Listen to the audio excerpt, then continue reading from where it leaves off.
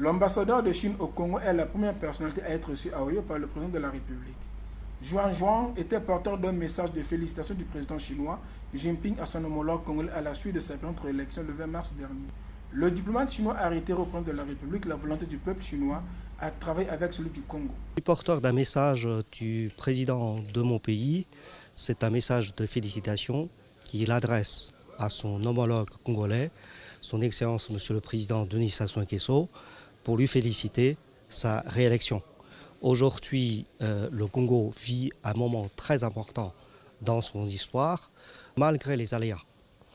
À notre avis, les enjeux n'ont pas changé, les enjeux ne changeront pas, ce sont la paix et le développement.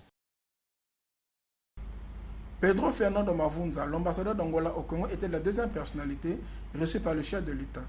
Le diplomate angolais, qui était porteur d'un message du président angolais Eduardo Santos à Denis Sassou Nguesso, s'est dit heureux du choix du peuple congolais. Le contenu de notre conversation avec son Excellence, Monsieur le Président Sassou, c'était pour remettre le message venant de son homologue et frère, le président Eduardo Santos de l'Angola. Parce qu'on est très content avec cette victoire.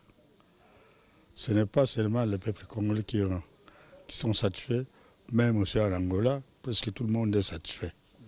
Et c'est dans ce cadre-là que le président a envoyé un message d'encouragement et de remercier aussi la victoire de son Excellence, Monsieur le Président Sassou. La présidentielle du 20 mars 2016 a été bien organisée au Congo. Le processus de réforme institutionnelle enclenché depuis la tenue réussie du scrutin référendaire d'octobre 2015, a déclaré la Fédération de Russie. Valéry Alexandrovitch Mikhailov, l'ambassadeur de Russie au Congo, a donné cette appréciation lors de l'audience que lui a accordée le président de la République. Le diplomate russe a, à cette occasion, transmis les félicitations du président russe Vladimir Poutine à la suite de la proclamation par la Cour constitutionnelle des résultats définitifs du scrutin du 20 mars. La Russie, explique le diplomate, ne soutient pas l'ingérence des affaires intérieures des États. Partenaire stratégique de la République du Congo, la Fédération de Russie a amélioré sa coopération multiforme avec le gouvernement congolais.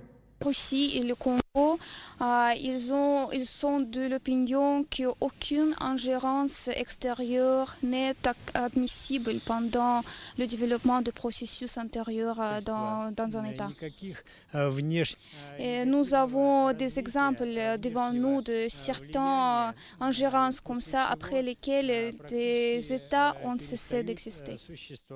Et nous sommes de même opinion que la République du Congo, que tous les processus intérieurs doivent être résolus par la voie de dialogue inclusif politique. Инклюзивного внутриполитического диалога.